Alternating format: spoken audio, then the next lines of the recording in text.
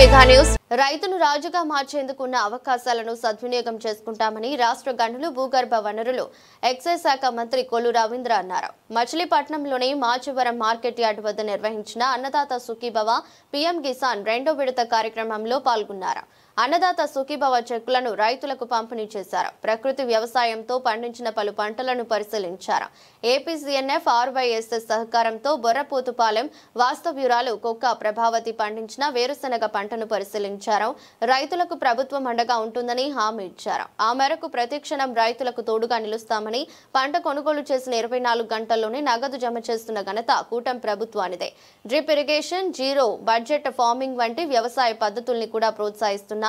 మచిలీపట్నం నియోజకవర్గంలో అన్నదాత సుఖీభవ ద్వారా 7,526 మంది రైతులకు 3.76 కోట్లు, పీఎం కిసాన్ ద్వారా 7,217 మంది రైతులకు 1.44 కోట్లు చొప్పున మొత్తంగా 5.21 కోట్లు జమ చేశామని చెప్పారు.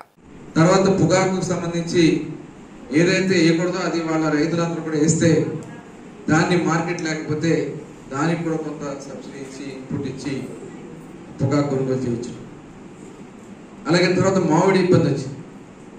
మామిడి రైతులకి మరి కేజీకి 5 రూపాయలు చొప్పున రాష్ట్ర ప్రభుత్వం నుంచి కూడా ఇచ్చి దగ్గర 200 కోట్ల రూపాయలు చిత్తూరు జిల్లాలో వాళ్ళందరూ కూడా తీసుకెళ్లి ఆ రైతుల దగ్గర ఉన్నటువంటి ఆ పంటంతా కూడా పంపించడం జరిగింది. మీకు సందర్భంగా గుర్తు చేస్తాను, ఒకసారి గత 5 సంవత్సరాల్లో రైతుకి కష్టం వచ్చినా పట్టించుకునే నాదుడు లేడు, తుఫాన్ వచ్చినా కనీసం వచ్చి పలకరించే నాదుడు లేడు. ఇవాళ మళ్ళీ ప్రభుత్వం అన్ని